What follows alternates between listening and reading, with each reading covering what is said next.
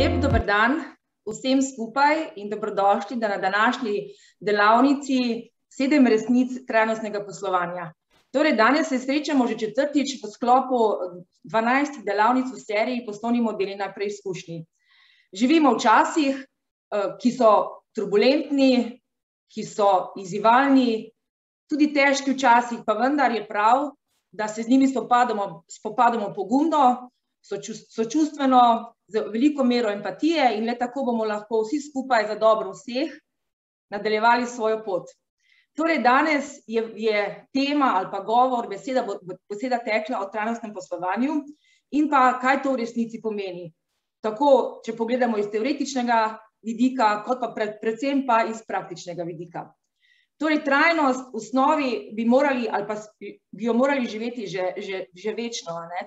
Se pravi, to ni nekaj novega, kajti konec koncev v osnovi naj bi to pomenilo to, da na nek način zadovoljujemo svoje potrebe na tak način, da ne škodujemo ali pa ogrožamo drugih pri iskanju ali pa zadovoljanju njihovih potreb, ali pa da ne ogrožamo življenja ali pa bodočnost naših novih generacij in pa planeta kot takega. Pa vendar je včasih to živeti tako zelo težko, ali pa se včasih premalo zavedamo, kaj je v življenju res potrebno in pomembno. Torej, danes je z mano dr. Adriana Rec-Bukovac, s katero se bomo pogovarjali o praktičnih izzivih in pa predvsem odkrivali resnico na ključna vprašanja, kako v podjetništvu delovati trajnostno, kako res živeti in delovati po vrednotah, iskreno in z namenom, da seveda delujemo v čim manjšo škodo naravi, ljudem in pa skupnosti, v kateri delujemo. Adriana je članica ekspertne ekipe projekta oziroma programa, ki ga vodi Spirit, in sicer trajnostne strateške transformacije, ki smo zdaj že v bistvu 6-7 leto delujemo na tem področju in res smo skozi ta proces že nekako pridobili ogromno izkušenj, predvsem pa izkušenj v podjetjih, na kak način se podjetja z izzivi tveganji soočajo, na kak način morajo vzpostavljati nove vrednote delovanja in na kak način seveda še vedno vzpostavljati ali pa dosegati neko poslovno uspešnost. Adriana, dobrodošla.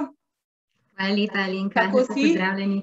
Dobro, odlično. Dobro, evo, danes že malo sonček sije, tako da bomo res sončno in pogumno zakorakali v tole delavnico. Ja, nič, ali lahko samo par besed najprej o sebi poveš, poleg tega, kako sem te jaz predstavila, da si pa članica naše ekspertne ekipe, tako da v bistvu že nekako 7 let sodelujemo na tem področju, pa vendar, daj nam poveš še par besed o sebi izven tega projekta, kako si in kje drugje še deluješ. V osnovi sem profesorica na Univerzi v Ljubljani, učim strategije. Ampak že od vsega začetka, ko sem prevzela te vsebine na dodiplomski stopnji, tudi potem na podiplomski, kjer delam z direktorji na MBA programu denimo, ali pa z res zrelimi fanti pa dekleti na podiplomskih študijih, sem skušala integrirati trajnostne vsebine v strateški menedžment, ker jih sicer ni bilo, torej učbeniki v strategijah teh vsebin ne pokrivajo, preprosto so ponavadi kar ločeni, so to kar posebne vsebine, posebni teksti, posebni predmeti. Ampak dejansko eno brez drugega ne mora iti in jaz v vseh svojih prizadevanjih, tudi ko v praksi s podjetji delam, vedno skrbno pazim, da je trajnost ena prva rdeča nit naših pogovorov pa rešitev. Torej, zdaj izkušenj že ogromno tudi v praksi, mi smo zdaj skozi ta program nekako speljali že skozi ta proces transformacije, ki seveda nikoli ni dokončana, vse podjetja se morajo transformirati, oziroma vsi se moramo transformirati skozi, da se prilagajamo na nove izzive in pa seveda, da postajamo vedno boljši v smislu vrednot in delovanja v dobro vseh. Tako nekako 70 podjetij smo že peljali skozi in res iz različnih sektorjev, dejavnosti, velikosti, lastniških struktur, tako da smo res nekako dobro dobili vpogled, na kak način podjetja doživljajo in se soočajo s tveganji in na kak način v bistvu se poglobijo v svoje delovanje, da postanejo boljši in seveda, da nekako uravnotežijo vse te svoje poslovne ambicije z ambicijami, da v bistvu čim manj škodujejo okolju, ljudem in pa prispevajo k razvoju ekonomske skupnosti, v kateri delujejo. Tako da, mogoče je prav, glede na to, da trajnost na našem času, pa že kar nekaj časa, je tako zelo pomembna ali pa zelo moderna beseda, in seveda tudi vsi programi Evropske komisije, državni in tako naprej nekako stremijo k temu, da seveda naslavljamo zeleno, ne, in tako naprej, pa vendar je prav, da besedo in pomen, pravi pomen in resnični pomen trajnosti ponovno osvetlimo, da v osnovi ne izgubi pravega pomena. Torej, kako bi ti obrazložila, kaj trajnost v bistvu pomeni? Torej, koren besede sustainable je v bistvu to sustain. In to sustain pomeni vzdržati, preživeti, ampak se navezuje na planet. Tako da, če že govorimo o neki vzdržnosti, moramo vedeti, da govorimo o vzdržnosti planeta. In vloga podjetja je zgolj v tem, kako pomaga, da ta planet preživi. Tako da ne govorimo o tem, da mora podjetje sustain, da podjetje preživi. Seveda je to v interesu vsakogar, ampak v osnovi gre za prispevek podjetja k trajnostnemu razvoju našega planeta. In ko govorimo o tem prispevku podjetja, imamo pol 3 možne smeri, kako lahko pomagamo, kako lahko prispevamo. Prvi vidik je vidik ohranjanja naravne celovitosti, biotske raznovrstnosti, tudi nasploh kakovosti naravnega okolja, ne, živali, rastlin in nas, ki sobivamo z njimi v tem prostoru. To je prispevek k naravi. In tukaj lahko podjetje pomaga manj resursov rabiti, lahko skuša resurse, ki jih porabi v svojih procesih, ponovno uporabljati, in če to ne uspe, potem lahko to da v krožno gospodarstvo in drugim prepusti rabo resursov, ki pri njih ostanejo, lahko so to tudi odpadki. Skratka, vse se vrti okrog resursov in njihove skrbne rabe. Drug zorni kot je prispevek k takemu poštenemu, pravičnemu razvoju družbe, ta družbeni vidik. In zdaj pri družbi to niso samo tisti tam zunaj, že v podjetju imamo po svoji del te družbe, naši zaposleni. In potem preko njih njihove družine. En podjetnik, simpatičen iz enega majhnega podjetja, sicer štajerski, je rekel, da prav želi integrirati družine v poslovanje svojega podjetja. Tako da, če bodo zaposleni kdaj kaj več naredili, kak dan, tudi kaj vikend, bo rekli otroci, se ni čudno, se ta firma je tako fajn, vem, kdo tam dela, kaj delajo, ne. Otroke, žene, može integrirati v poslovanje. Rekel je, želim, da vsi skupaj dihamo, da smo vsi kot družina. Ne.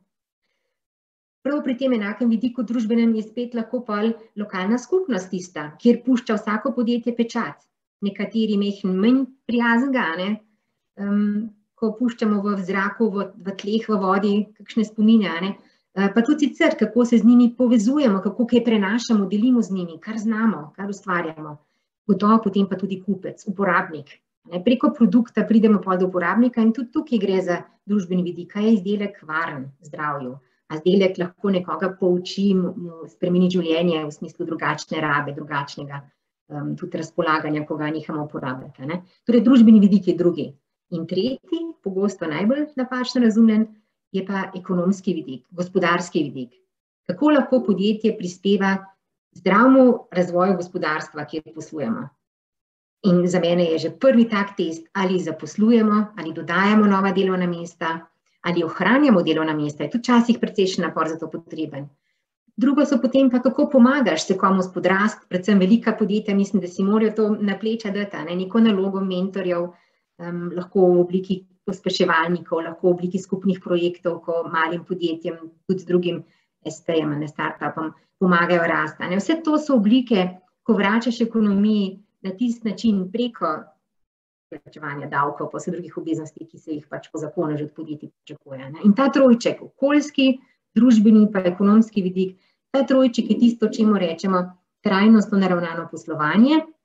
In če ga podjetje dobro, spretno, inovativno integrira v svoje procese, produkte, zagotavljam, da bo imelo podjetje višjo poslovno uspešnost. Poslovna uspešnost je posledica vsega tega trojga. Dobiček, prihodki, odhodki, vse to boste bolje obvladovali s pomočjo trajnostno naravnanih rešitev, ki so lahko skozi produkte, procese ali kako drugače. Zdaj, tako motivacija podjetij oziroma lastnikov ali pa vodstev je zelo različna. Vsej skozi podjetja, ki smo jih mi nekako vključevali v ta proces in vključevanje oziroma trajnostnih vidikov poslovanja v njihove strateške cilje in pa tudi v poslovne modele, je bil zelo različen. Kaj meniš, kaj še vedno v Sloveniji, katera motivacija prevladuje? oziroma katera motivacija naj bi bila ta prava za tako dolgoročno trajnostno delovanje, ker konec koncem trajnostno delovati to pomeni tek na dolge proge. Se pravi, da ti z nekimi dejanji, ki jih počneš danes, vplivaš na neko prihodnost, se pravi, da bo vzdržna in da bo imela priložnosti tudi za vse bodoče generacije. Kaj je tista prava motivacija, ki je prava, oziroma kakšno pa je stanje kaj v Sloveniji? Vse izvira iz lastništva podjetja, vse je odvisno od lastnika. Kadar je lastnik hkrati direktor, je ponovadi majčkeno lažje, ker ima direktor pol tudi vajeti v rokah in ga motiv žene. Pogosto pa ni tako. In če ima lastnik pričakovanja, ki so predvsem kratkoročna maksimizacija poslovnega izida, potem vidim, da je edini način, da vseeno trajnost uspemo vpeljati v procese, potem v produkte, storitve, ta, da lastniku znamo komunicirati v njegovem jeziku, kaj trajnost pomeni. In to pomeni, prihranili bomo pri energiji, prihranili bomo pri vodi, pa pri drugih resursih. Zmanjšali bomo skrite stroške dela, ki so tudi en tak efekt lahko trajnostno naravnanega poslovanja, manj absentizma, manj prezentizma pri zaposlenih, manj neto fluktuacije in podjetniki vsi vedo, koliko je to drago, kolikokrat, kakšen multiplikator nastane, koliko več moraš denarja vložiti, ko novega iščeš, ga uvajaš, preden produktivnost prejšnjega ali pa inovativnost ujame. Torej, skritih stroškov dela je bistveno manj, koliko hitreje dobiš dobre kadre kot kandidate, dobre partnerje. Torej, v takem primeru, ko lastnik še ne razume dobro tega sodobnega trajnostnega jezika in ko mu ne moramo vrednotno te zgodbe pripovedovati, govorimo njegov jezik in to je, smo reče, monetarni jezik. Na to bo vsak trzno, vsak bo rekel, presne, to se nam pa splača, da bomo prišparali, v kratkem roku, tle bo na srednji rok, verjetno kaj, preprčevanega, prihodki znajo goriti, ker bomo nove niše s produkti odstirali, večja zvestoba strank, pa tako. Ta jezik funkcionira. Idealno, in to si obetamo na dolgi rok, pa je, da bodo vsi razumeli ta trajnostni jezik, da je to na dolgi rok edino mogoče. Ko bodo razumeli, da trajnost žene tudi poslovni uspeh, se bodo razbremenili tega strahu, ali bo poslovni uspeh že kar na kratko progo, bodo rekli, absolutno, bomo lahko počakali tudi na kakšen srednji tek, bodo razumeli to vzročno-posledično povezavo. In to, da tako poslovanje vrednote ženejo, to je edino mogoče, ker v podjetju težko zaposleni dolgo vztrajajo v sendviču. Od njih se pričakuje neko vedenje, spod pa ni ta prave podpore, strani lastnika, strani vodstva. Tudi vrednote morajo edine povezovati tako naravnano poslovanje in vodstvo mora dajati zgled vsak dan, jaz temu rečem prav vodenje z zgledom, kako nastopajo, kako predstavljajo projekte, da kar rečejo vzad drži, da ni zaposlenim težko biti ambasador. Vrednote bodo edino tukaj zdržali. In nekaj podjetij v Sloveniji je že tako daleč. Jaz prav rada kakšnega direktorja imenujem, Alenka, če boš dovolila, sem prav ponosna, ker sem z njimi sodelovala in jih rada vselej omenim.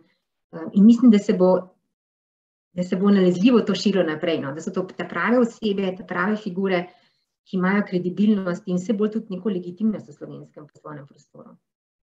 Zdaj, omenila si enih par, se pravi, ključne segmente notranjih skritih tveganj, ki jih podjetja dostikrat ne zaznavajo, oziroma lahko, da jih tudi zaznavajo, pa jih malo pometajo pod preprogo, dokler pač, bi rekla po domači, ne vseka ven, in to se je prav dobro zdaj videlo v času nekih izrednih razmer ali pa, kako bi rekla, te korona razmera, ker smo imeli pač neke probleme oziroma izzive, kar se tiče na področju zdravstva in tako naprej.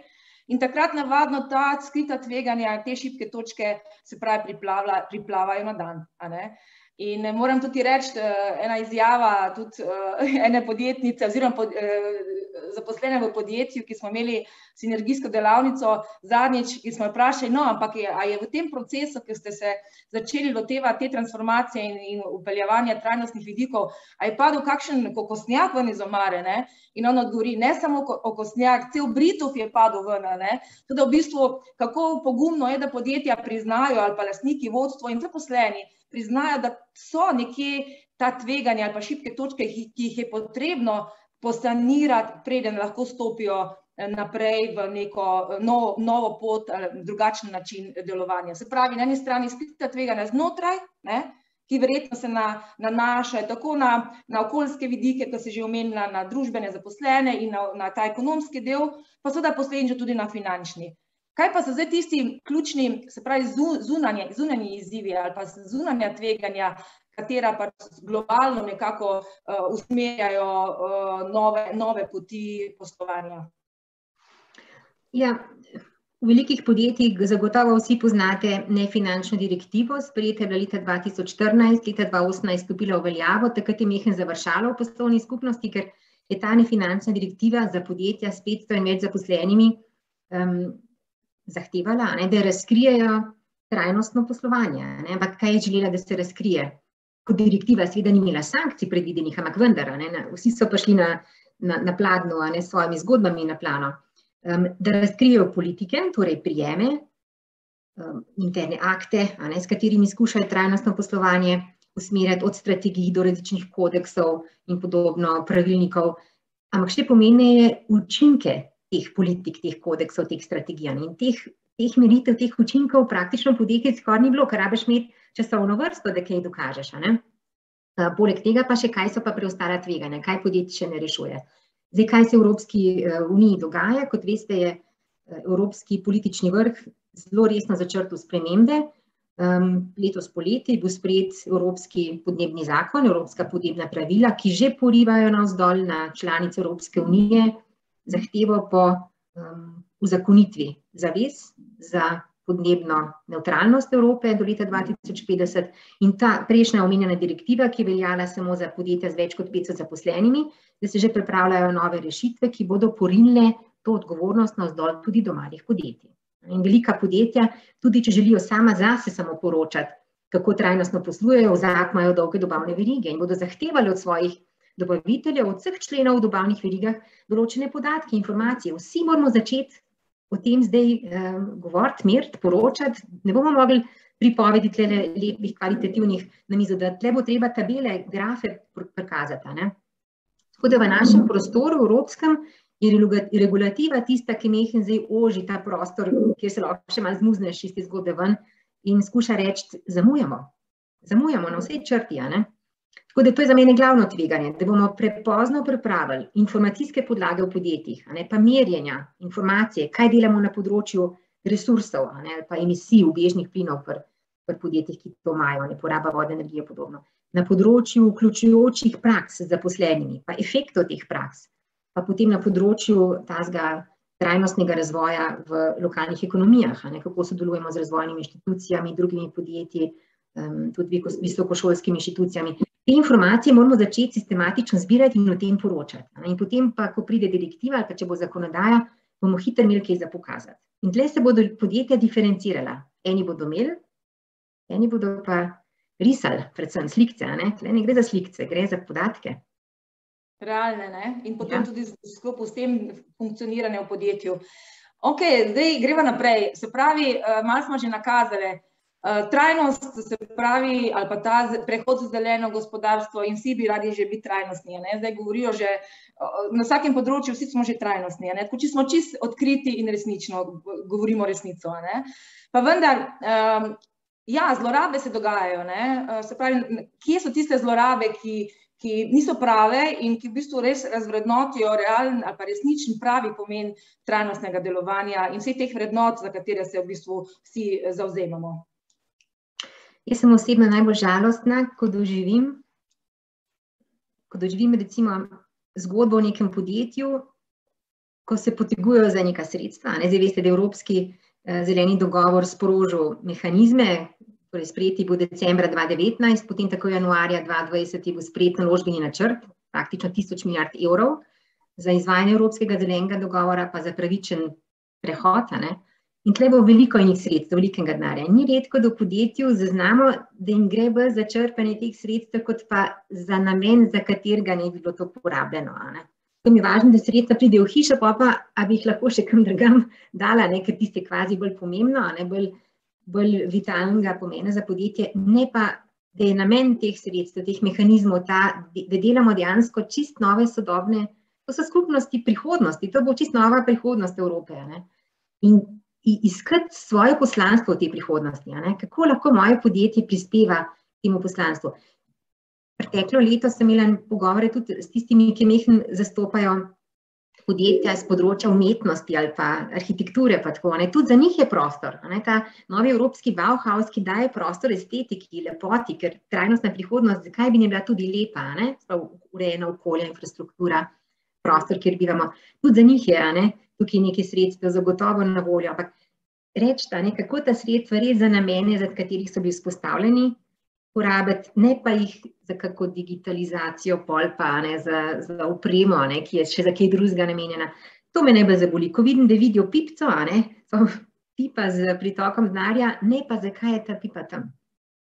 To, Torej, se pravi, kaj pa na primer, v preteklosti se je konec koncev že dosti poročalo, pa podjetja pripravljajo poročila o trajnostnem delovanju na koncu leta, se pravi pač poslovnega leta, in to je del že njihovih poslovnih poročil. Se pravi, kaj v resnici tam komuniciramo oziroma komunicirajo in kaj mora tisto poročilo res v resnici biti, ker to na koncu koncev je tudi neka, bi rekla, zloraba pomena in vrednot resničnega trajnostnega delovanja in moramo priznati, da tudi za imidž se marsikateremu podjetju gre. In tu moramo biti odkriti in iskreni, da pač tukaj stvari niso tako, kot bi morale biti. Ja, drži. Vse po svoji skladnost to nefinančno direktivo, ki sem jo prej omenila, ko pravi, razkrite tudi, kje imate še preostala tveganja. In poročilo bi moralo transparentno pokazati vse. Kaj se v podjetju dogaja, kaj so v preteklem letu ustvarili, kaj so bile posledice tega, kakšne učinke so ustvarili pri porabi resursov, bi to lahko pomenilo, koliko manj, naprimer, včasih je dobro uporabiti druge enote mere, da se ljudje čim bolj plastično predstavljajo, koliko, naprimer, bazenov vode je bilo prišparanih, vsak zagleda bazen, ve, kaj to pomeni, koliko kubičnih metrov gozda je bilo privarčevanih, pa tako. Torej, poročati o teh učinkih za naravo, ali pa za ljudi, ali pa za ekonomijo, ampak kar je ključno, vselej se navezvati na te krovne dokumente. Meni je krasen dokument ta Agenda 2030, ki zavezuje ves svet praktično, vse članice, podpisnice tega dokumenta, to so pa članice Združenih narodov. In za tiste, ki recimo ste malo še v dvomi, kako to Agendo 2030 uporabljati, ker je dosti abstraktno zapis, 17 ciljev ima. Če pogledate na spletno stran Business for 2030, ko bi rekla poslovni sektor za to agendo, boste našli praktične primere in podjetja, ki jih vsi poznamo, to so svetovni velikani, ki lepo opisujejo s kratkimi odstavki, pa s tako direktno navezavo na podcilje, kaj delajo. Agenda ima 17 ciljev, vsako od teh 17 ciljev ima podcilje, skupaj je 169 in resnica je, veliko teh ciljev je zelo makroekonomskih, ali pa agregatov na makroravni, bo lahko samo država to reševala, od revščine, lakote. Ampak nekatere podcilje pa lahko direktno podjetje sebi v naročje pripelje. In na tej spletni strani boste skozi krasne primere videli, kako povejo, k kateremu podcilju prispevajo. In trajnostno poročilo mora to narediti, pokazati konkretno, katerim trajnostnim ciljem Združenih narodov prispevamo, ker to je naša naloga, tako kot ta pakt evropski, Evropski podnebni pakt, ki je pakt vseh nas, ne držav pa njihovih vodstev, pa evropskega političnega vrha, ampak nas, državljanov, pa inštitucij, ne politikov. No in v Sloveniji imamo že primere podjetij, jaz sem prav leta sodelovala z enim krasnim podjetjem, smo zelo lepo poročilo pripravljene, prvo trajnostno poročilo, s krasnimi navezavami na to Agendo 2030. Zelo iskreno, plastično, z navedbo določenih učinkov, da se, pa ni bilo veliko truda, ampak ta pravi ljudje so skupaj stopili malo dobre volje, pa seveda ena serija podatkov, ki jih pa moraš imeti.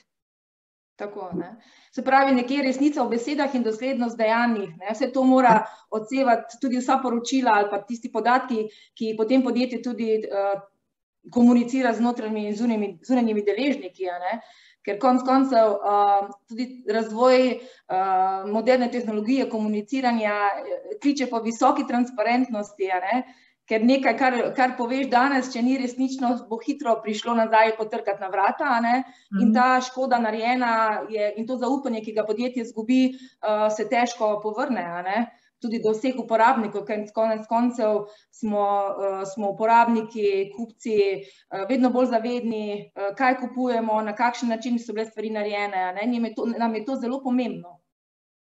Se strinjaš? Ja, drži. V letnih poročilih ali pa trajnostnih običajno tudi navedemo, katere vrednote podjetje povezujejo in izpostavimo kakšne trajnostne vrednote. In meni se zdi zelo prisrčno, recimo, da v vrednoti spregovori kakšen zaposlen. Če imate recimo 5-7 vrednot, da vsak zberete 7 zaposlenih in vsak nekako pove, kako to vrednoto doživlja. In v nekem podjetju, ko so pripravili takšno poročilo, so prav dali sliko te osebe, da je bil obraz in potem vzad vrednote in kako je ta oseba živela. Človek se je upal pokazati, ker je bila kultura podjetja v podporo takemu delovanju in je vedel, da bo vse sinhrono, da ga se pa zdaj ne upajo izpostaviti. O vrednote ne more biti mrtev zapis tak hladen, ko je obraz zraven, veš, da živi.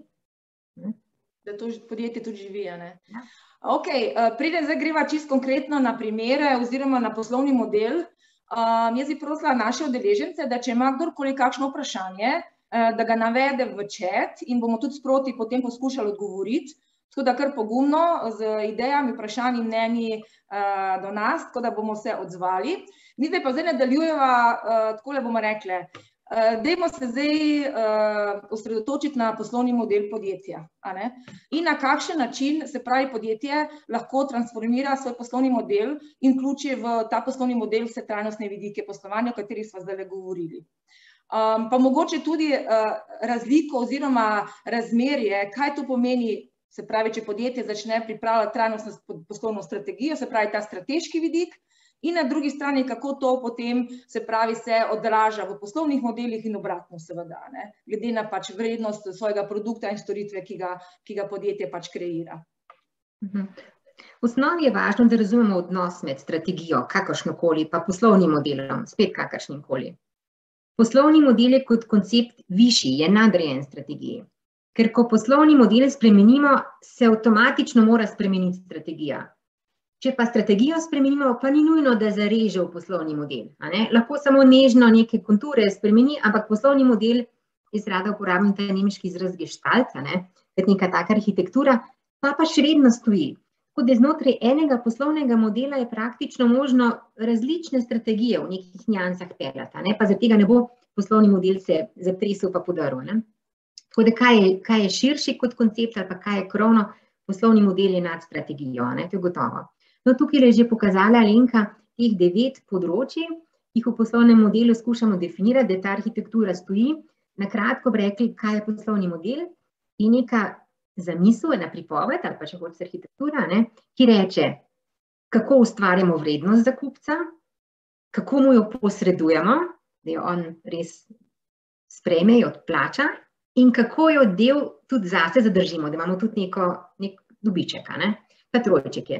No in v teh 9 sferah, kot jih vidite, 9 področjih, ta zgornjih 7 je relevantnih, ker spodnja 2, levo spodaj imate strukturo stroškov, desno imate te vire prihodkov, ta 2 sta potem samo še, rekli, ogledalo, računovodski odsev vsega, kar se v zgornjih 7 kategorijah odvija.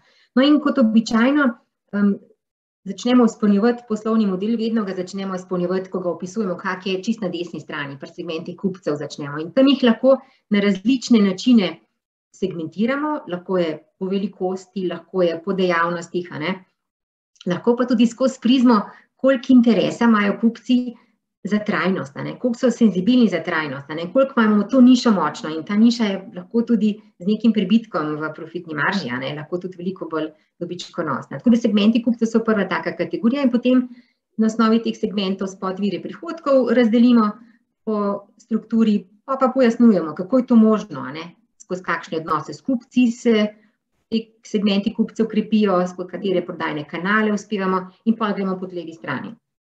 Kje je zdaj prostor za trajnost? V vseh teh 7, čist posod.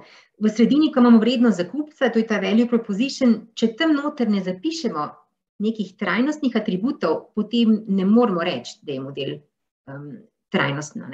V vrednosti za kupca mora biti nekaj elementov, včasih je dovolj eden, da nas poslovni model lahko pol prepriča, trajnostni je. In to je lahko, na primer, funkcionalnost produkta, ki omogoča uporabniku, da tudi po koncu življenjske dobe z njim še kako razpolaga, ali pa multifunkcionalnost, na primer embalaže, v določenih dejavnostih smo že ugotovili, da so skušali embalažo produkta tako spremeniti, da sicer ščiti produkt pri dostavi, ampak ko pa v hišo dobiš produkt, pa embalažo lahko še za kaj drugega uporabiš. Tudi tak trajnostni pogled. Pa še vrsta drugih vsebin pri vrednosti za kupca, od naprimer transparentnega svetovanja pri prodaji. Nekomu svetuješ tako, da boš prodal, ali nekomu svetuješ, da bo izdelek, ki ga bo plačal, resnično v življenju neko dodano vrednost, tudi trajnostno ustvarjanje. Polno kategorije. Tako da ta osrednji del vrednost za kupca za mene prvi test. Pa tudi gotovo pri odnosih s kupci, pri prodajnih kanalih, naprimer že pri vzpostavljanju stika, pri kupčevem ocenjevanju ponudbe, denimo kupec lahko oceni ponudbo na osnovi referenc, ki jih ima podjetje, in če so te reference vezane na kakšne trajnostne projekte, produkte, je to že ena taka trajnostna zgodba, ki jo lahko ponujaš. Tudi pri poprodajnih storitvah je lahko veliko prostora za en tak partnerski odnos, za gospodarstvo prijazno ali pa dolgoročno sodelovanje. Veliko pri dostavi, denimo, kako vi logistiko speljete, a je ta dostava logistično za okolje obremenjujoča ali je bolj elegantna. Tle je polno njih možnih rešitev. Predvsem pa pol na levi strani, imamo ključne aktivnosti za ustvarjanje vrednosti kupcu, kaj se v hiši dogaja, kakšne specifične procese v hiši peljemo, ali na področju razvoja kadrov, se pravi ravnanje z ljudmi pri delu, ali na področju razvoja produktov pa storitev, ali v proizvodnji. Torej, to je nevidni sklop, ampak tukaj spet lahko opisujemo neke zanimive trajnostne rešitve, vključujoče prakse pri zaposlenih, pravično nagrajevanje dela pri zaposlenih, v razvoju, naprimer, imate lahko eno tako, rekli, kot doktrino, velika podjetja, ko sem v Ameriki veliko sodelovala, so rekli, ko razvijam nov izdelek, če nima nižjega ogljičnega odtisa, ne gre zgodba naprej, še prototipa ne bomo izdelali. Torej, neke take, zahteve, neki pogoji, ki jih ne kršiš. Pri resursih prav tako, katerikoli tule, ki so našteti, so lahko bolj ali manj trajnostni. In potem pri partnerjih, koga vključujete, so to bolj lokalni dobavitelji, ali pa slovenski, kot rečemo, dobavitelji, ki tudi pri svojih procesih pazijo, da imajo čim manjšo škodo za okolje in podobno. Tako da v vseh teh 7 zgornjih sklopih je prostor za trajnostno naravnano poslovanje in to se potem pokaže pri stroških, ki bolje obvladujete, so v bistvu bolje obvladani, in pri prihodkih, ki praviloma lahko prihajajo iz novih segmentov kupcev, ki so bolj trajnostni, ali pa celo pri kupcih, ki prvotno niso bili kategorizirani kot trajnostni, uspete večjo prodajo realizirati.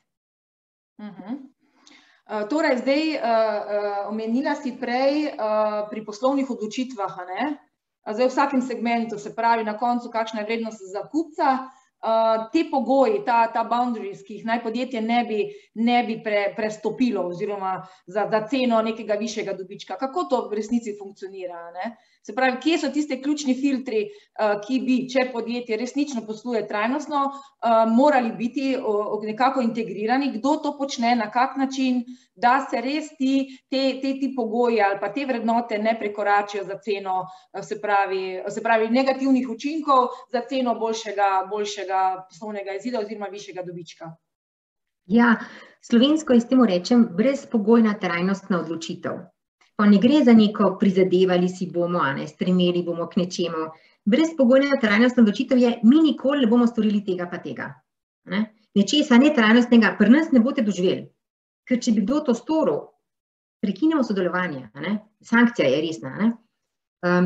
Tako da angleško rečemo temu sustainable boundary ali pa sustainability boundary condition. Ko si postaviš mejo in ne greš čez njo. Čeprav je skušnjava, če bi prestopil to mejo, velika, ker bi lahko veliko zaslužil ali pa mogoče kaj privarčeval, ampak ne, to ni v skladu z našo politiko. To se mi zdi gromozanska zaveza in ko se pogovarjam z mlajšimi študenti ali z direktorji ali pa ko v praksi delam s podjetji, vedno skušam potipati, a so zreli, da neko tako odločitev sprejmejo. In te odločitve so lahko, bom rekla, zelo praktične, pa ni treba, da je kaj zelo gromozanskega. Naprimer, lahko bi se zavezali, da ne boste od nikoli od zaposlenih zahtevali, pričakovali, da delajo za vikend. V enem podjetju so rekli, pri nas v petek od 5 naprej ne bo več mailov.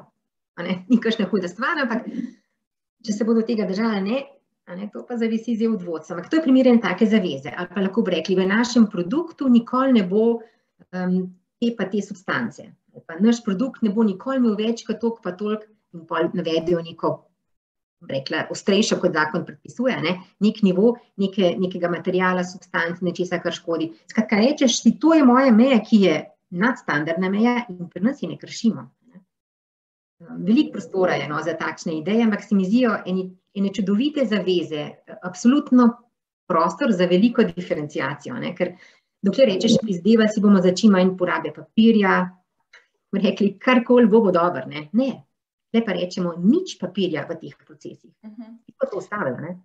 No, ena težjih odločitev mogoče, pa tudi smo imeli ta primer v naši skupini podjetij, da se v bistvu podjetje za ceno, se pravi, ali pa za račun boljšega odnosa do okolja in boljše skrbi za zaposlene, odloči tudi za to, da bo opustilo neke strateške trge, ki mogoče na drugi strani, če teh mej ne bi imelo, bi kljub temu vztrajalo na teh trgih, ker pač je posel lahko dober, Tako? Spravi, to je pa taka strateška odločitev podjetja, ki ni vezana samo zgolj na notranji način delovanja, ampak tudi v bistvu na ta poslovni del, ki lahko vpliva na to. Ja. To so pa take strateške odločitve, ki so zelo pomembne. Ja, to ni nek protokol, ni nek proces. Gre za tako precej hujšo, celostno, hujšo, pač resnejšo odločitev, ki pravi, znotraj radija toliko pa toliko kilometrov poslujemo, zunaj tega radija pa ne, ker bi poslovanje zunaj radija imelo take učinke na okolje, logistično, tak napor za naše zaposlene, pa za naše procese in mi tega pri tej velikosti, pri teh kapacitetah ne bomo počeli. Se pravi, ta nivo tudi, da podjetje samo, ne samo da čaka, da bodo naročniki tisti, ki bodo zbirali podjetje, ampak v bistvu se podjetje že vnaprej lahko tudi odloča oziroma je zmožno, ima kapacitete, da se odloči, s katerimi naročniki sodelovati in s katerimi ne.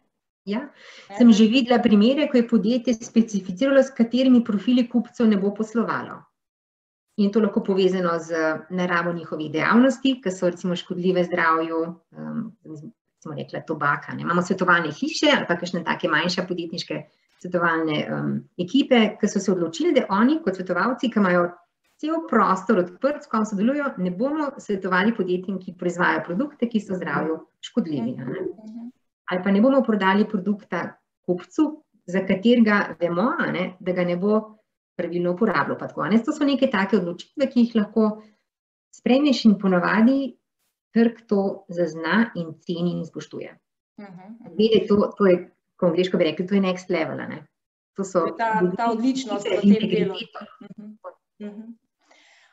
Seveda pa v podjetju morajo biti konec koncev doseženi neki predpogoji, da lahko podjetje kot celota na tak način deluje, se pravi, da se odloča poslovno na podlagi teh trajnostnih vidikov.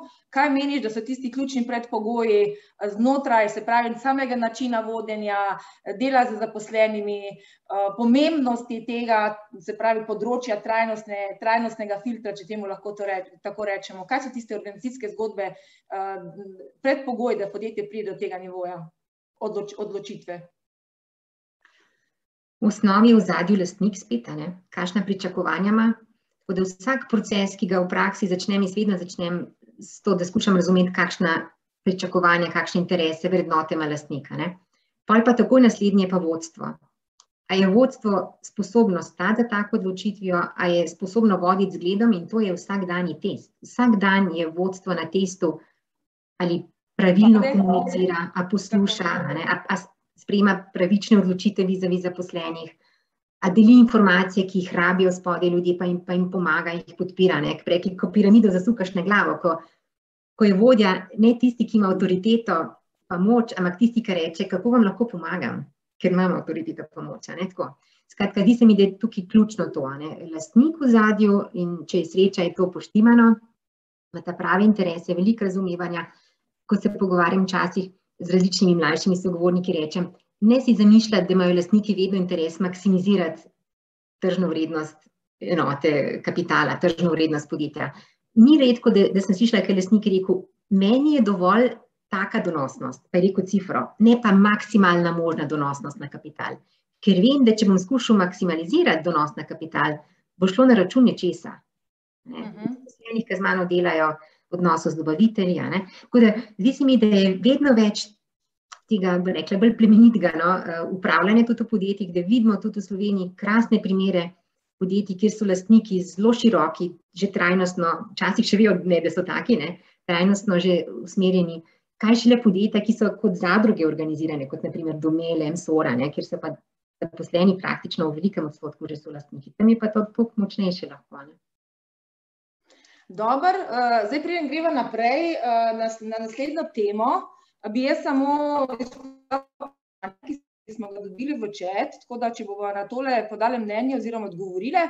Prvo vprašanje, kakšni trajnostni atributi bi bili primerni za storitveno dejavnost? Poznate kakšne dobre prakse, trajnostne transformacije pri storitveni dejavnostih? V Sloveniji je veliko malih pa srednje velikih podjetij, sodelovali smo že številnimi, ki sodijo nekako pod storitveno dejavnost, ki razvijajo neke rešitve in nič drugače ni skoraj da kot pri proizvodnji, samo da ni fiksacija pri rešitvah zgolj na resursih, ki jih porabljajo, ampak bolj na procesih, bolj na tem, kako ljudi vključujejo. Ali pa na primer gostinstvo tudi na takšna storitvena dejavnost. Tako da dobre prakse, gotovo način, na primer, kako razvijati zaposlene v podjetju, v kaj vse vključevati. Že to, da daste prostor zaposlenim, da sodelujejo pri pripravi strategije, koliko je to nagrajujoče, koliko je to lepo, ko so povabljeni, ko so slišani. To je eno. Potem drugo, na primer, da je ena zaveza, da pri katerikoli storitvi, ki jo s stranko razvijamo, peljemo, da smo zelo transparentni, da zelo pošteno razkrivamo dileme pri razvoju, cenovne postavke, skratka, da partnersko delujemo. Tega sem precej doživela pri podjetjih, kar sem rekel, da precej tvegajo, ampak nasprotno, takrat so pa res dobili za cel življenje stranko, ko je videla, da lahko zaupa. To so vse takšni atributi. Pa tudi potem, če bi imeli recimo v gostinstvu, ko so pač gosti, tudi recimo z gosti veliko, mi rečemo temu stakeholder engagement, ko integriraš v razvoj produkta svojo stranko, ko vprašaš, ko se ne čutiš, da si avtoriteta, ki razvija neodvisno, ampak jih vključuješ v razvoj in tipaš, kaj jih zanima. In spet na ta način pravilnejše produkte, pravilnejše storitve ali pa odnos razvijaš. Vse to so lahko taki dobri primeri. Mogoče, če se tudi navežemo na primer, na primer, arhitekturno-inženirskega biroja, ki smo jih tudi imeli v tem procesu, tam se je prav videlo, kakšen vpliv trajnostni ima lahko eno podjetje, ne samo procesi znotraj, ki jih pač samo izvaja, ampak tudi v komunikaciji do svojih uporabnikov, se pravi do kupcev, do zdaj pač business to business ali business to customers. Kakšna pomembna vloga je pri vplivanju na sam proces priprave, se pravi, ali pa arhitekturne storitve, inženirske storitve na področju novih gradenj in tako naprej, Ja, v resnici ima arhitekt ogromno vlogo, ni samo tisti, ki bo poskrbel za estetsko, funkcionalno pa tako naprej rešitev, ampak on tudi lahko izbira pol dobavitelje tehnologij, ki bodo vgrajene v objekt. In pri tej izbiri se mi zdi ta vloga arhitektov zelo pomembna, da lahko rečejo, kdo je v tej igri ta prav, kdo pa ni ta prav. Ker v Sloveniji, Alenka je že v začetku začela govoriti, danes smo vsi trajnostni, vsi prodajamo zelene produkte. Tle se da škatlice oblikovati, posortirati ljudi in se ve, kdo res pelje zgodbo na pravilen način, kje tehnologije resnično so bolj varčne, okolju prijazne, kje pa ne. In se mi zdi, arhitekturni biroji lahko to malo posortirajo. Imajo znanje, da ugotovijo, imajo network močan, da se šteje te prave partnerje pa ne prave in da ne varčujejo tukaj, ker jasno, dobra rešitev je zlepa, zlepa ni poceni, da znajo tudi vzati imeti kot partnerje, priporočiti vsaj, prava podjetja, z ta pravimi vrednotami, s ta pravimi procesi, s ta pravimi rešitvami, ne pa s tistimi, ki imajo spet PR-ovsko močno zgodbo, produkti pa na pol lovijo sapo.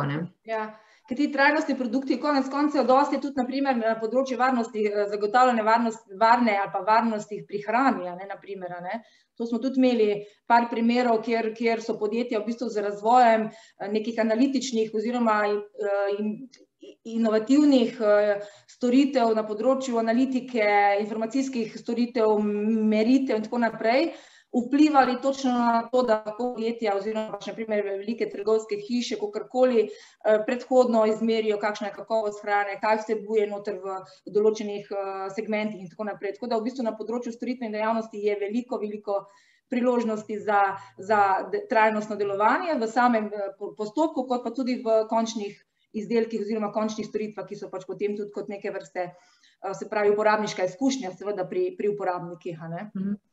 Morda še ena takšna, ena finesa pri storitvenih dejavnostih, odvisno pač, kaj podjetje izvaja kot dejavnost, ampak zdi se mi, da lahko podjetja na področju informatike, informacijske podpore, lahko zelo pomagajo svojim strankam razviti metodologije za merjenje in pol komuniciranje trajnostnih učinkov produktov, ki jih ta podjetja stranke uporabljajo. Pa če neko podjetje razvija nek produkt in najame pol kot storitveno podjetje neko IT podjetje, ki jim bo karkoli informacijsko podprlo, lahko to isto podjetje reče, glejte, na ta način morate vi metodološko podpreti razvoj produkta, pa pol ta delivery, pa vse, da boste lahko kupcu pomagali komunicirati trajnostne učinke. Tudi to mi zdi zelo prihodnost enega pomembnega storitvenega sektorja, merjenje trajnostnih učinkov. Ok, imamo še eno vprašanje. Ali poznamo kakšen strokoven, sistematičen in hkrati uporaben model, ki ga podjetje lahko uporabi za čim bolj objektivno samoevalvacijo trajnostnega delovanja podjetja? Da bi bil prav en model, ki bi bil korak 1, 2, 3, prav specifičen, niti ne. Poznamo pa abecedo takih evalvacij, je trajnostna ali pa netrajnostna. Kaj morate pogledati? Pogledati morate svoje procese, torej kaj pride kot input v proces, kako se procesi odvijajo, kaj so outputi teh procesov, ne samo kot produkti, ampak tudi potem stranski učinki, se pravi emisije, ubežni plin in podobno. In jasno pa tudi posledice tega vašega procesa, ko pride že produkt v roke uporabniku, kaj v njegovem življenju ustvarja, lahko ima tudi tam kakšne škodljive učinke, ne samo ugodne, in potem kaj se zgodi s produktom po koncu življenjske dobe. Ampak tukaj bi bila ta life cycle assessment mogoče edina taka metodologija, ki bi na ravni podjetja, procesa ali pa produkta, ki bi lahko pomagala neko tako samoevalvacijo speljati. Ja,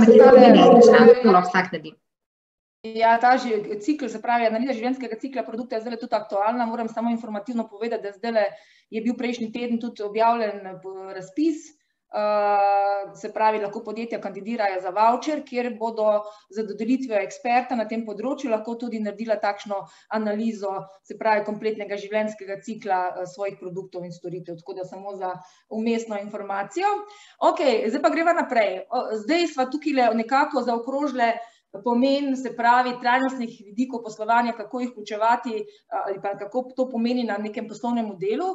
Zdaj pa gremo kar v prakso, se pravi, kako praktično začeti neko tako transformacijo poslovnega modela z vključevanjem trajnostnih vidikov v podjetju. Kot zelo praktično, se pravi, kaj je tisto, kar najbolj funkcionira po naših izkušnjah, kakšna zavzetost podjetja mora biti, kar po korakih, kako bi se tega lotili v praksi. Vse je odvisno od tega, kdo bo v takem procesu sodeloval, torej od ekipe. Če ne boste te prave ekipe sestavili, ki bo tak proces peljala, pa pripravljala trajnostno poslovno strategijo, potem niti ta strategija ne bo ta prava po vsebini, niti uresničila se ne bo. Ker je v praksi pač tako, da vsi strategijo uresničujejo, pišejo pa ponovadi ena majhna skupina. In če je ta majhna skupina napačno sestavljena ali pa celo neka elita, vsi ostali rečejo, spet ne bi nič vprašal, spet sem izključen iz tega procesa. Domisliti, kdo bo v tej ekipi noter. In če boste proces sami peljali, boste hitro vedeli, kdo je prav, kdo pa ni ta prav. Ta prav pa ni ta prav, je pa tisti, ki mi je to pomembno. Tisti, ki čutite, da imajo mnenje o tem, da razmišljajo o tem, da jim je mar, ki bodo tudi prevzeli kako vlogo pri uresničevanju strategije, pa druge nagovarjali, korajžili, take rabite. In to ni samo vodstvo. Nasprotno, to so lahko profili čisto specifično strokovnjakov, včasih celo kakšni proizvodni delavci ali pa delavci v kakih drugih oddelkih, ki nimajo ne vodstvene, ne kakšne vrhunske strokovne funkcije, ampak so lahko ena pomembna vez, nek tak pomemben set ambasadorjev v podjetju. Ko pridem drugače v podjetje ali pa ko eksperti pridemo v podjetje, pa ljudi ne poznamo. In zato naredimo mi vedno intervjuje. Mi se vedno dosti časa v začetku skozi intervjuje prebijamo do resnice, da vemo, kdo so te pravi ljudje in kako ekipo sestaviti. Ekipa pa kar se da velika, samo da ne boste škodovali svojemu procesu. Naprimer, če ima podjetje enih 30 zaposlenih, Sigurno boste najdli način, ko si lahko odrežete tedensko ali pa včasih še kakšen petek popoldne, ki dela, ne, da jih 10 sodeluje. To bi komu šlo, kadar je podjetje res veliko, 500 pa gor, brez težav 35 ljudi. Ne. Če bojo v tej ekipi preozko zastavljene vloge, potem ne boste mogli resnice na plan dobiti, ko se boste pogovarjali na delavnicah. Ne. In še huje, tisti, ki bodo zunaj ostali, bodo prizadeti. Ne. To je prvo, kako sestaviti ekipo. Potem se pa začne prva taka identifikacija, kaj lastnik pričakuje. Brez tega odgovora ne smete začeti analiz. Ker če lastnik reče, da ima interes predvsem optimizirati dobiček, je to drugače, kot pa če reče, da je njegov interes obseg poslovanja, promet povečevati, sprav rast tržnega deleža. So dva različna zorna kota in ta prava očala si moraš gor narediti kot analitik in pogovor z lastnikom ti pomaga ta prava očala zbrati. Tako da kaj pričakuje lastnik? In ga že opozorimo tukaj na te možne tudi trajnostne zorne kote, ne samo na poslovne, tudi to, okoljski, družbeni, ekonomski vidik. Potem se pa pripravi pa še matrika bistvenosti. Matrika bistvenosti je pa eno orodje, ki ga zdaj v zadnjih letih uporabljamo prav v procesu priprave strategij, ki pomaga pa poleg interesov lastnika še interese drugih ključnih deležnikov identificirati. Tukaj imate primer, ki ga je Nenka pokazala, neke take, bolj nična konkretna podjetja, ta hip vezane matrike, bomo probali čim bolj generično razložiti. Torej, na vertikali piše pomembno za deležnike, imamo od spodaj, kjer je nizka, proti vrhu vse višjo pomembnost. Tako da pozicije, ki so v zgornji vrstici, na tej sliki imate recimo zelo visoko, 9, 7, 4, 2, 3, 1, to so vse v tej zgornji vrstici, to so vse neke trajnostne vsebine, neki izzivi, ki so deležnikom zelo pomembni. In če so njim pomembni, pa če so v ozadju taki tudi vplivni deležniki, bi rekli, ne se igrati, ne na to pozabiti, dajmo to v strategijo noter, ker če njim pomembno, nas bodo gledali, nas bodo opazovali, bodo komunicirali o nas. Zdaj, je pa tako, da vse, kar je deležnikom pomembno, pa nujno tudi ni pomemben poslovni vzvod. Tako da na spodnji, na osi X, imate pa vpliv posamezne od teh postavk na poslovno uspešnost. Seveda v nekem dometu rečemo 5 let ali pa 3 do 5 let, to je obdobju, v katerem se bo pa strategija odvijala. Tako da se vprašamo, če vzamemo na primer točko 3, logistika z nizkim ogljičnim odtisom, izjemno pomembna deležnikom, zagotovo strankam, zagotovo dobaviteljem, na primer, ali ima ta postavka, če se z njo strateško ukvarjamo, potencial, da nam zelo pomaga poslovno uspešnost dvigati. Ali ker bomo prišparali, bomo bolje stroške obvladovali, ali pa ker bomo lahko, ko bomo o tem komunicirali, se v neki poslovni skupnosti, javnosti etablirali kot podjetje, ki ima zelo odgovorno zastavljene logistične poti in ki je vzor drugim, in preko tega gradili blagovno znamko. Za vsako postavko se torej vprašamo, če se z njo ukvarjamo, koliko si lahko obetamo, da bomo več prodali skozi boljšo pozicijo na trgu, blagovno znamko ali karkoli, ali pa privarčevali, ker bomo manj potrošili pri resursih, imeli manj skritih stroškov dela in podobno. Tako da, kar je v desnem zgornjem kotu, to so zdaj 1, 2, 3, 4, vidimo, te 4 postavke so ne samo deležnikom najpomembnejše, ampak so tudi najmočnejši poslovni vzvodi, vzvodi za našo poslovno uspešnost. No in zakaj je taka matrika bistvenosti pomembna? Ko se jo pravilno lotiš, seveda, je lahko krasen inštrument. Ker vam pomaga v strategijo pripeljati ta ključne potrebne spremembe v hiši. Ne, da se sprašujete, kaj bi mi lahko se počeli, ampak vprašaš sogovornika, vprašaš svoje poslovne partnerje, stranke, dobavitelje, vprašaš potrošnika, uporabnika, ne samo kupca, ampak koga, ki bo uporabljal, vprašaš zaposlene, kaj mi je pomembno. Od vseh teh kategorij deležnikov poslovanje podjetja zavisi, je odvisno. In če jih negiramo, veliko tvegamo. Ko jih pa odkrito vprašaš, ko ti oni povedo, koliko jim je pač kaj pomembno, imaš pa ti prostor za odločanje veliko bolj zožen in pravilno fokusiran. Zdaj, kako jo pa naredimo, tako matriko? Najlažje je tako, da najprej na delavnici svojo ekipo ljudi, vsak se pa skuša vživeti malo v različne deležnike. Tisti, ki so v nabavi, ne razmišljajo, kako bi dobavitelji ideje pisali. Tisti, ki so v prodaji, ne se skušajo vživeti v stranke. Tisti, ki so v kadrovski službi, ne skušajo zaposlene zastopati, kot so si zaposleni. In najprej identificiramo tako, malo na suho, kaj bi bile možne vsebine, ki ne bi si jih podjetje lotilo, seveda trajnostne vsebine. kaj dobrega za okolje, družbo, ekonomijo. In se lahko nabere 30-40 predlogov. Pol jih malo uredimo, ker se kakšni podvajajo, pa kakšne take zanimive posebej izberemo in potem pripravimo anketo. Tako da v anketi je lahko date vseh 30, lahko jih date mečkam manj, ampak v anketi skušamo na uporabniku prijazen način potipati, koliko jim je kakšna vsebina pomembna. Zato sem rekla, če jih date 40 vprašanja, se bo vsak anketiran znajdel 40, če jih date pa 20, bo pa lažje rekel, katere se mu zdijo pomembne, kjer ne. Skratka, z anketo potem potipamo, koliko pomembne so. In te morate pa ta prave deležnike vprašati. Povabiti dobavitelje, vse njih par, da rešijo anketo, povabiti vse zaposlene, povabiti stranke, predstavnike lokalne skupnosti in tako dobite pozicije po vertikali. Prvih recimo 10, jaz rečem, za kako veliko podjetje 10 sploh ni preveč postavk. Za malo podjetje pa je preveč. Malo podjetje si mora na krožnik dati to, kolikor bo zmoglo. Včasih rečem 6 do 7, vrh glave dovolj, ker kar je v matriki, v teh najmočnejših pozicijah, 10, na primer, je tle zunaj igre, kot vidite. Kot tle jih je v igri bolj 9. Kar je v tem srednjem delu, zgoraj desno, mora v strategijo iti. In ko se zavežeš, pa so obljube na mizi. Tako da rajši manj stvari v matriko dati. Matrika je namreč javni dokument, si jo tudi na spletni strani objavi in čemu si dal zavezo, za tem moraš pol stati. Tako da malo podjetje, ki bi si 15 vsebin napisalo, se poklekneš od napora pola, je čisto prehuda. Tako da to je ključno, ta matrika bistvenosti, od tu naprej pa pol druge analize izpeljemo. Analizo konkurence, pa potipamo, kaj se pri njih dogaja, benchmarking analiza, procese pogledamo, skozi različne zorne kote, kot te analize peljemo. Tako da je ta točka A, pozicija podjetja danes, čim bolj celostno zaprta. Kje smo danes, kje so danes bolečine v procesih, pri produktih, v odnosih s kupci. Ko je ta točka A narejena, analitičen del končan, gremo direktno v želeno vizijo, v tarčo, točka B, včasih rečem.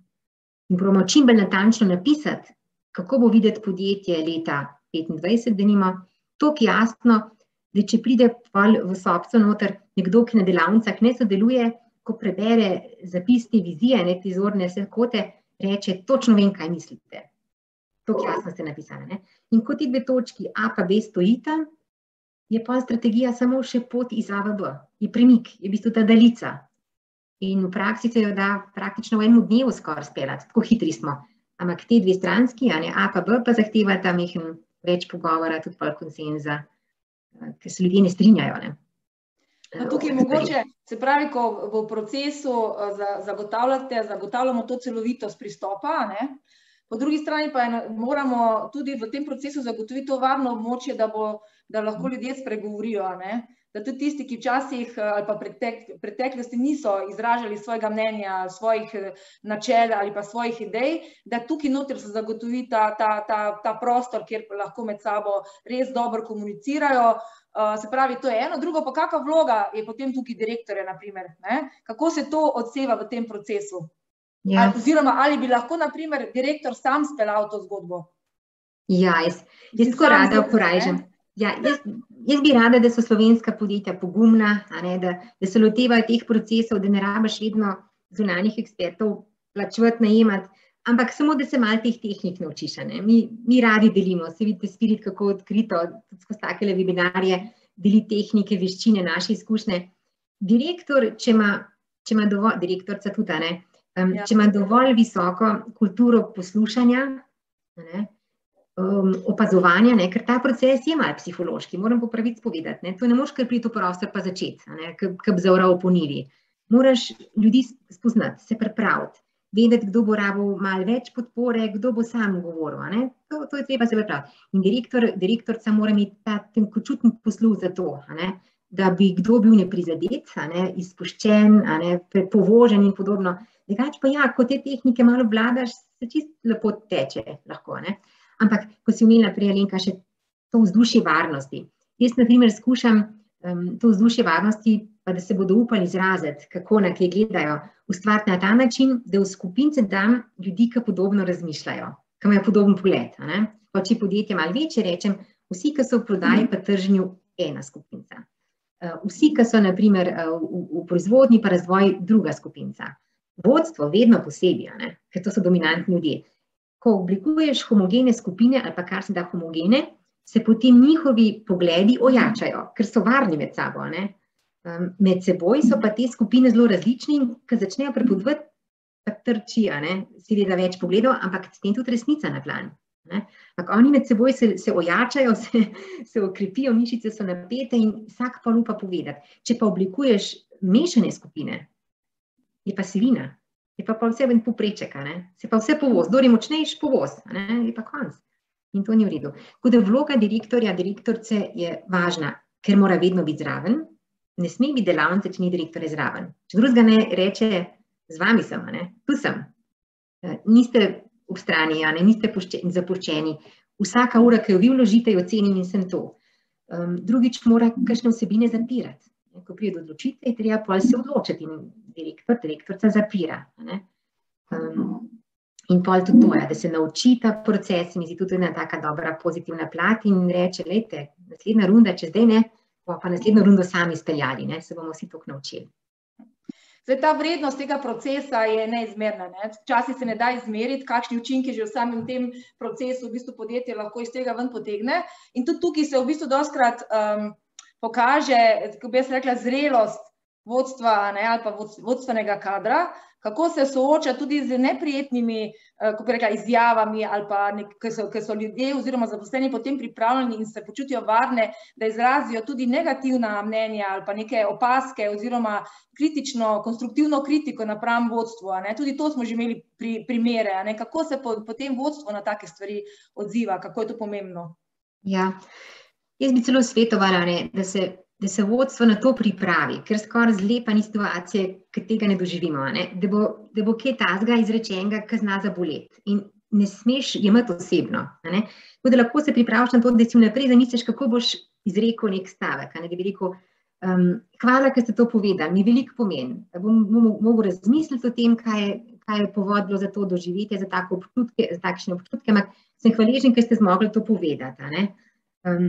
Samo, da ni reakcija defenzivna, to se ne sme zgoditi, ker če defenzivno reagira vodstvo, kako bojo pa drugače podrejeni, kot tudi enako, pa se pa začnejo školjke zapirati, pa je pa konec tega procesa. Tako da to zmoč, kdor to zmore, jaz včasih prav odkrit pohvalim. Sem že prav pohvalila, kdaj, kakšnega direktorja sem rekla, to je bilo, ampak predvsem jaz nekaj, to je bilo pa izjemno, kar ste zdaj zmogli. Kako ste sprejeli to, brez slabega občutka, brez naježene kože, hvaležno, ker vloga vodstva je, da posluša, da črpa informacije, da se uči. Ker kako boš sprejemal te prave odločitve, če ne boš gledal, poslušal, pa skušal razumeti. Tako da so pa razlike, eni zmorejo, eni ne, ampak na to se moraš kar pripraviti. Kaj bi si pripravil par verzov, ki jih lahko rečeš, jih natrinaš in takrat najbolj popoln nasmeh na obraz, pa to reči, to je važno. Torej, naslednji korak zdaj, kako se potem zapira ta strateški del, ko podjetje nekako definira svojo vizijo, poslanstvo, ključne strateške cilje na področju teh osnovnih parametrov, ki jih postavi. Prej si omenila, kako se potem stvari zapirajo tudi v akcijske načrte, konkretno, kako bo podjetje uresničevalo na eni strani strateške cilje, seveda z nekimi določenimi aktivnostmi, ki pa so zelo pomembne in morajo seveda odražati vse te trajnostne vidike, vse to, kar pač si je podjetje v strategiji zastavilo. Prvi test je treba narediti, že ko pripravljate to vizijo ali pa te strateške cilje, točko V, čim bolj natančno morate to tarčo opisati, da ni premična tarča, ampak fiksirana. In takrat hitro narediti test. Kar smo v analizi odkrili, da je problematičnega, a te cilji zdaj na to odgovarjajo. A smo poštimali, kar je v hiši prej bilo boleče ali kar je boleče.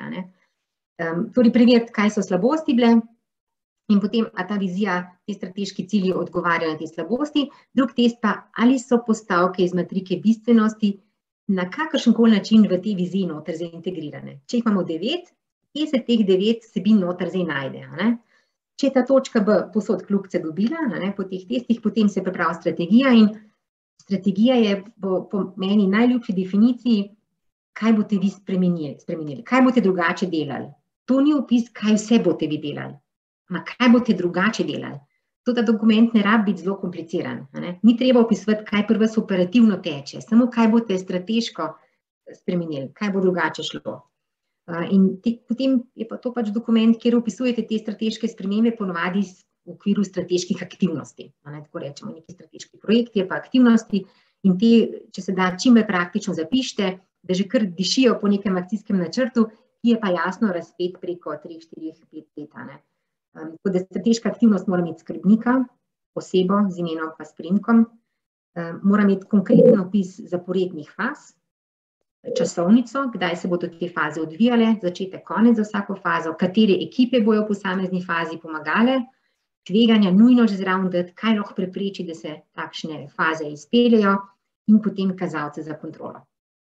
In za vsako strateško aktivnost, kaj za ene učinke, ene rezultate bo sprožila, ustvarila, pokazati treba, da te strateške aktivnosti peljejo proti tistim ciljem v točki B.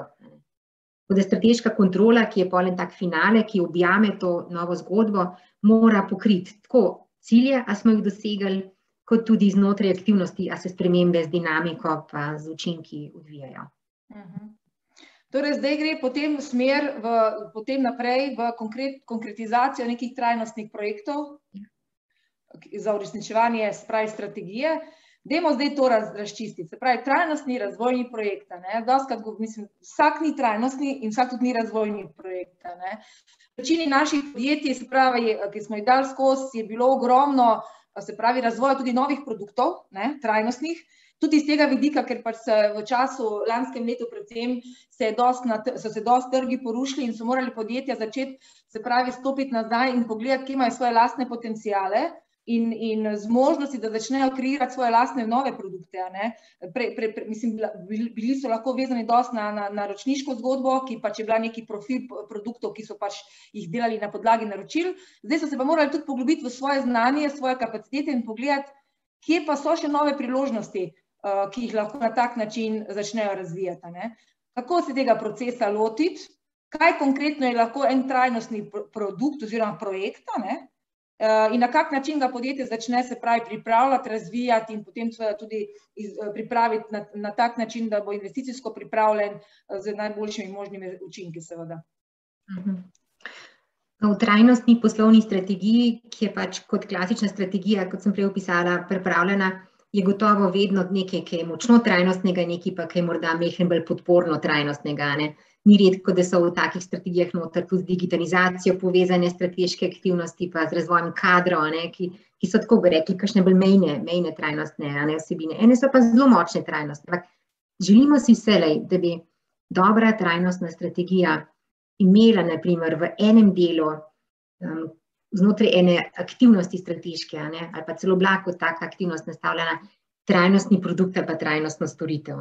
Trajnostni produkt je lahko produkt, torej to pomeni razvoj produkta, ki je naprimer bolj skladen s konceptom krožnega gospodarstva, torej da ima narejeno analizo življenjskega cikla proizvoda, da so predvidene rešitve, zaradi katerih bo življenjski cikel proizvoda daljši, da se pripravi neka navodila, ki jih bojo uporabniki lahko uporabljali, da še podaljša življenjsko dobo. Skratka, lahko prav produkt tako razvijamo. Včasih gre recimo za rešitve, produkte, če so bili prej določeni ožji skupini uporabnikov namenjene, ker so bile zelo specifične, lahko z razvojem skušamo z neko standardizacijo, optimizacijo, tudi pocenitvijo produkt narediti dostopen širši publiki, še vedno z nekimi trajnostnimi lastnostmi, energetsko varčno, da dobi dostop do njega širša skupina ljudi. To se mi zdi tudi tak krasen učinek, da družba dobi dostop do nečesa zelo dobrega.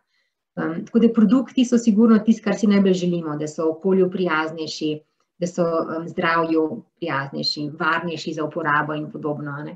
Lahko so pa tudi storitve, denimo v podjetjih včasih, ko opazuješ neko verigo sodelavcev, najprej tehnolog, ki razvija produkt, potem v proizvodnji ekipa, ki ga proizvaja, poleg prodajalec, ki ga prodaja, pa monter, ki ga montira. Ni redko, da je komunikacija med temi hitro, tako bom rekla, votla, zgubljena, in v enem podjetju denimo so razvili eno aplikacijo, ki vsakemu, ki v procesu sodeluje, omogoča v realnem času dostop do tistih informacij, ki jih rabi za čim bolj optimalno izvedbo te svoje faze in je s tem tudi odnos s kupcem veliko bolj transparenten, učinkovitejši, hitrejši, nikjer ni izgub časa, nikjer ni odvajan vožnja, ko se montira na objektu, nihče ne hodi nazaj po materijala, ker so pravočasno vse informacije dobili, da so pravilno naložili komi pa tako. In je taka aplikacija, ki je neka taka storitvena rešitev, lahko odlična tudi trajnostna rešitev, ki poenostavi odločanje, zmanjšuje logistične stroške, pospeši storitev do stranke pa tako. Včasih so pa trajnostni projekti lahko tudi procesni, sploh v storitvenih podjetjih, prej, ko ste vprašali, eden od udeležencev je vprašal, kaj pa za storitvena podjetja.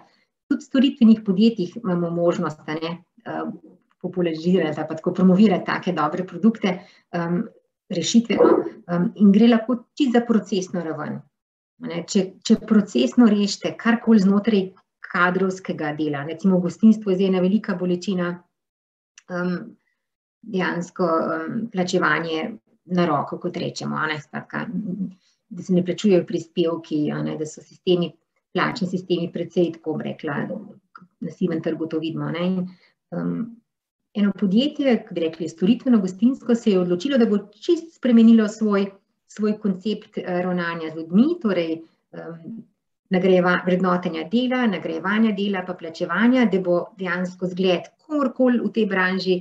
In to absolutno trajnostna zgodba, ker je dobra za zaposlene, dobra za bodoče iskalce zaposlitve, zna pa celo transformirati poslovni model gostinstva v Sloveniji. Tako da prostor je tukaj na ravni produktov, storitev in pol notranjih procesov, kot so recimo zdaj zadnji primer čisto kadrovski procesi. A se še lahko mogoče malo vrnemo tudi na to temo, se pravi krožno gospodarstvo. Zdaj v zadnjih letih, pa tudi zdaj, se pravi, ta tema zelo, zelo bila, tako bi rekla, izpostavljena. Kaj v resnici pomeni vpeljevanje krožnega gospodarjenja oziroma sistema krožnega gospodarstva v podjetje? Kakšna je to razmejitev z nivojem, se pravi, z celotnim trajnostnim poslovanjem podjetja in kaj to v bistvu, kakšni so procesi, ki se tega lotimo? Na primer, da se podjetje pač loti, reče, ok, zdaj bomo pa vpeljali krožno gospodarstvo, oziroma sistem krožnega gospodarjenja na tak način procese v svojo proizvodnjo. Kaj so ti ključni koraki pri taki zgodbi? In kaj potem, kako se to navezuje potem ali na spremembo poslovnega modela oziroma na strateško poslovno zgodbo podjetja kot takega? Krožno gospodarstvo je eden od konceptov, ki je ta hip zelo politično podprt, ampak eden od konceptov znotraj trajnostne transformacije poslovanja. Ni mu nadrejen, nasprotno podrejen mu je. Ne samo, da je podrejen temu trajnostnemu poslovanju, podrejen je celo temu enemu od treh okoljskemu vidiku. Sploh če je trajnostno poslovanje okoljsko, družbeno, ekonomsko, je krožno gospodarjenje v bistvu eden od sklopov znotraj okoljsko naravnanega poslovanja. Ampak to ne pomeni, da je to nepomembno, ampak samo skušam reči, da moramo vedeti, kam kaj paše. Zakaj je ta hip to zelo močna, tudi politično podprta zgodba? Ker ima velik obet, da bo poleg pozitivnih učinkov za okoljski vidik imela tudi na ekonomski vidik, ker se tle povezujemo s partnerji, z dobavitelji v verigah, strankami, nove partnerje, ker bojo prevzemali kakšne outpute, kakšne odpadke, pa tako da ima v bistvu neko hibridno vlogo. Izvira iz okoljskega vidika in sega hkrati v ekonomski vidik trajnostnega poslovanja. Zdaj, če je nekaj politično podprto, se ve, da bo podpora organizacijska, procesna, tudi finančna in potem to teče. Tako da podjetja bodo gotovo tu imela veliko podpore. Je pa nujno, da se jasno analizira na ravni produkta, recimo, vašega temeljnega ali pa skupine produktov, kakšno je ta hip stanje.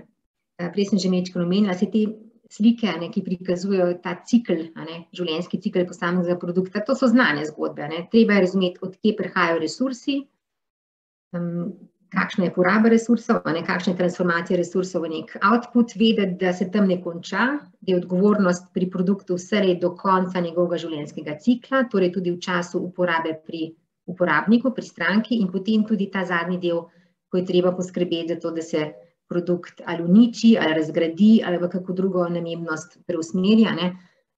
To je odgovornost podjetja vse do tam, se ne konča, ko prodaš. Temeljna naloga tega koncepta ali pa poslanstva podjetij, ki se temu posveča, je pa kako podaljšati življenjski cikel proizvoda. In to pa je mehen zdaj bije s cilji, ki jih vidimo po številnih podjetjih, v tem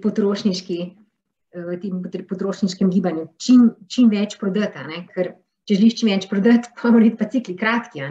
Ampak ideja je tukaj, da se življenjski cikli podaljšujejo. Tako da analitika, ta LCA analiza, Life Cycle Assessment analiza je najbolj temeljna analiza v tem procesu.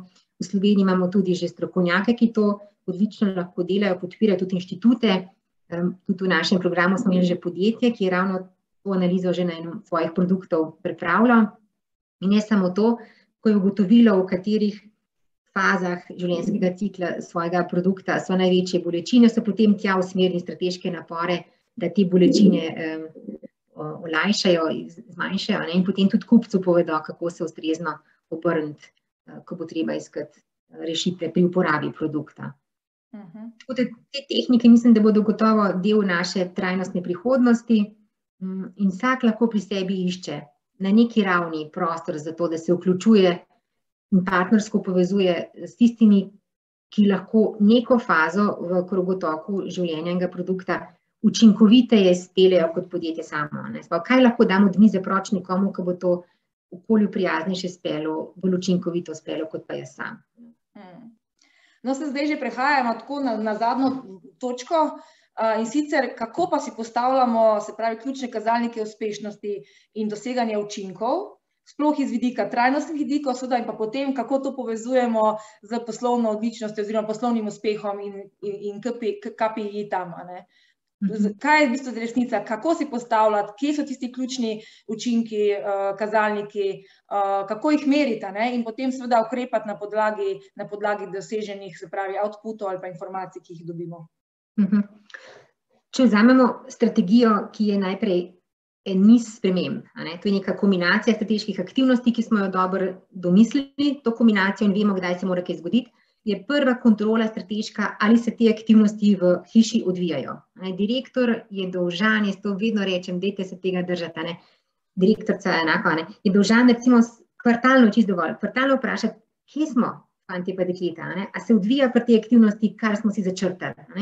In v bistvu kontrola bolj, ali teče po dinamiki, ki smo jo planirali, odvijanje teh sprememb. In ena sprememba bo tekla pol leta, en projekt bo tekel mogoče celo leto, ampak mi moramo o tem govoriti v hiši. Kvartalen pogovor in sestanek se skliče, pa reče, vsak naj pove od skrbnikov, kaj se kaj dogaja, pa bo v hiši to vzdušje, Marje, direktorci, bdi nad tem, pomembno je, bo ojačano. Potem se pa meri doseganje strateških ciljev. Strategija ima nek finale in pri teh ciljih so konkretne stvari napisane in to mora biti pa merljivo, tam pa ne moreš vprašati, kako vam gre, tam pa reče številke na mizo. A smo nad cifro, a smo pod cifro, če smo pod, zakaj, kaj se je zgodilo, se da argumentirati, če smo nad, super, a smo skromno načrtovani. Tako da merjenje ciljev strateških in eni bodo izrazito trajnostni, naprimer zmanjšanje ogljičnega odtisa, eno podjetje naprimer je to dalo kot enega od ciljev, lahko podjetje naprimer meri manjšo porabo energije pri proizvodnji produkta, pa je to ožji pogled, lahko so pa zelo poslovni, koliko je krajši čas, naprimer, odziva na povpraševanje, krajši čas dostave produkta, karkoli, ali pa, ne vem, odstotek znižanja prodajne cene, ker smo optimizirali produkt, različni cilji pač so. Učinki so pa drugje, učinki so pa zunaj podjetja, tako če rečem na hitro, učinki so pri deležnikih, učinek je pri kupcu, pri uporabniku produkta, učinek je v lokalni skupnosti, učinek je pri zaposlenemu doma. Mi si lahko kot cilj zastavimo nek kadrovski cilj, naprimer zmanjšanje absentizma, ampak učinek tega je, da so ljudje bolj zdravi, so doma, zato družine bolj zadovoljne. Učinke trajnostne se vedno meri v življenju ljudi, v katere posegamo. In tu je pa včasih uporabno, tudi svetujemo, kvalitativno pripovedovanje. Pri ciljih, pri strategiji nimaš kaj pripovedovati, moraš zmeriti cifro na mizo. Pri učinkih v življenju ljudi ali pa v življenju živali, rastlin, karkoli, ko merimo okolje, tam so pa dovoljene pripovedi, storytelling rečemo temu. In je lahko neka izkušnja doživetje ene stranke, enega člana lokalne skupnosti, ene nepridobitne organizacije, ki ste ji pomagali, čudovita in legitimna resnica in podlaga za to, da rečete, gledajte, takole mi ustvarjamo spremembe na tem planetu. Tako da učinki se vedno nekaj korak dlje moraš iti. Kaj se je zgodilo, izboljšalo v življenju ljudi, lokalnih skupnosti, vaših kupcev, zaposlenih in podobno. Ali je postavljanje teh, se pravi najprej kazalnikov, in potem tudi samih učinkov, tako predvidenih, kakšno je stanje v slovenskih podjetjih, se pravi, je to kar neki izziv, se mi zdi, kako se lotevajo teh kazalnikov, kako jih postaviti, da bojo lahko potem seveda tudi merljivi konec koncev. Jih postavljajo preveč, premalo, a se ukvarjajo potem konkretno z njimi, na kak način, pa ta dinamika spremljanja, ki se že prej omenila, na koliko časa, to je zelo pomembno, kje so tiste pravi časovnice, da potem podjetje reče, zdaj pa postavimo časovnico spremljanja, da ni potem, se pravi, da je pravi časa, da en kazalnik pa en učinek se ne more pokazati v enem letu, lahko se pa mogoče v 3 letih, in ta dimenzija, postavljanje te dimenzije je tudi zelo pomembna. Tudi za motivacijo podjetja kot takega, da potem na koncu reče, gledajte, v 3 letih pa so učinki. Ja. Za mene je temeljna past in sem jo ogromnokrat doživela to, da si preveč kazalcev napišejo ali pa skušajo preveč stvari meriti, ker to je tako, kot rečemo v stroki, larpurlatizem, pol postane kontrola sama sebi namen, nekdo se začne pol z njo obsesivno ukvarjati. In to ni ideja, kaj je namen kontrole? Da dobite pravi čas informacijo, ki vam bo pomagala odločitev sprejeti. Tako da, če zavija zgodbo v napačno smer, da vem, kdaj začne zavijati, da lahko smer popravim. Ampak včasih ne rabite meriti, da boste to ugotovili. Včasih je dovolj, da človeka vprašate, da se pogovorite. Tako da vedno rečem jaz, da ne bo ta kontrola vas čist potopila, ker pol ljudi groza rata, ker tabelo vidijo. Rečem, dajte kombinirati zaupanje pa kontrolo. Zaupanje je prav tako mehanizem, kot je kontrola, ampak po neki čudni logiki tega na poslovnih šolah ne učimo, jaz ne vem, kako to je ušlo to iz kurikuluma, ampak je enako pomembno. In v primer je bil za eno krasno firmo, smo tako vesela, pred poletjem smo strategijo končali in rečem direktorju, zdaj je poletje, nekaj se bo dogajalo, kakšna huda ihta pa ne bo, in kvartal je ravno pravšnji, povejte ljudem, da boste zdaj zaupali, sploh skrbnikom. Čez poletje boste gotovo kaj naredili, jaz zaupam, da se bo nekaj dogajalo, ampak konec septembra se bomo pa usedli. Takrat bo pa kontrola. Ste povedali in pol spet, ko bomo ugotovili, kaj štima, kaj ne, kako pomagati, se bomo zmenili. Spet 3 mesece bo zaupanje na mizi. Jaz bom izrazil to zaupanje kot direktor. Bom rekel, če prijem mimo, pa vas vprašam, bom verjel, kar govorite. Ampak decembra, po 3 mesecih, bom pa spet šel prešteti malo stvari, izmeriti. To kombinacijo zaupanja in kontrole se moramo naučiti uporabljati. Ker sam kontrola je lahko ubijalska za ljudi, če pa ni ne kontrole, ne zaupanja, je pa vakuum. Je pa sporočilo, ni pomembno. Ko direktor se ne vpraša, kako vam gre, kaj se dogaja, je pa očitno ni pomembno. Če njega ne zanima, zakaj pa mene, pa ljudje spustijo iz rok strateške spremembe, pa se posvetijo operativnemu delu. Tega je pa zmer dosta. Zato mora direktor bdeti, pa direktorica nad dogajanjem na tem strateškem nivoju, in ves čas o tem govoriti, spraševati, zaupati, da povejo resnico. Po nekih periodah, kvartalno je čisto dovolj, pogosteje gotovo ne, pa zmeriti. Če bi recimo šli na letno kontrolo, je premalo. Ste zamudili celo let. Ljudje ne bojo, kako si lahko nekdo celo leto dozira motivacijo, če mu je ne dozira direktorica. Ni ga junaka. Ni treba to dozirati kvartalno, to je ključno. Tako da jaz sem pristaš tega ne preveč kazalcev si zapisati. Pogovarjajmo se. Na sestankih, na kolegih, ljudje povedo, kakšno slikco pokaže, kakšen graf, bomo na koncu prešteli, kar je treba prešteti, ampak to na koncu bo pa kvartalno. Če pa je prehuda kontrola, pa ponovadi to vodi, kot je znano, v strategiji je treba, da to načelo uporabim, načelo minimalne intervencije. Minimalizirajte vse, kar je treba. Ker če bo v pravih dozah, se bo to zgodilo, če bo v velikih dozah, se pa nič ne bo zgodilo. Niste pri kontroli. Če preveč kazalcev nastaviš, ljudje so paralizirani, to je groza. Če tam znajo, postanejo disfunkcionalni. In rajši malo manj kazalcev, pa fajn fokus, pa tam lepo metodologijo za merjenje, drugod se pa pogovarjati, krito, pogosto, dajati to podporo, mar nam je, korajžo. Super, zdaj smo obdelali kazalnike in pa tudi učinke, kako jih meriti, kje so vidni, na kak način jih komunicirati. Seveda to je tudi pomembno potem, kako podjetje, kot smo že prej omenili, kako podjetje transparentno in dosledno komunicira vse te učinke z zunanjimi in notranjimi deležniki, kar seveda tudi dviguje, ne bom rekla ugled, ampak vlogo in pa pomembnost tega podjetja v doslednosti svojih dejanj. Zdaj pa še to zanima tako za konec, se pravi, seveda zdaj so turbulentni časi, izzivi, takšni in drugačni, tveganja, notranja, zunanja in tako naprej, se pravi neka generalna negotovost. Moramo reči, da zdaj tudi po izkušnjah s podjetji so jim spreminjali tako trgi, način delovanja, način komuniciranja z naročniki in tako naprej. Zbranem vse je stvar res neke konstantnih sprememb in izzivov.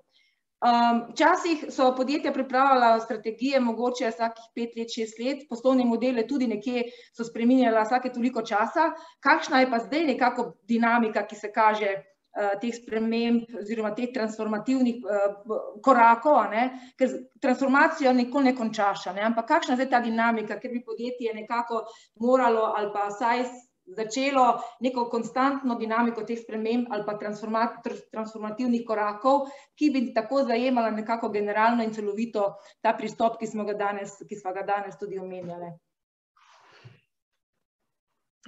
Ta strateški ciklus, pa za koliko let naprej pišeš strategijo in jo skušaš pa tudi uresničiti, je ponavadi 3 do 5 let. V določenih okoljih, kjer je malo več stabilnosti, že tudi vidimo 7-letne strategije do leta 2027, zlasti to pri kakšnih podjetjih ali pa inštitucijah, ki so vezane na vire financiranja iz Evrope, ki so v sklopu Obzorja Evropa, na primer, in tam so se finančne sheme na ta horizont odprte, vpete.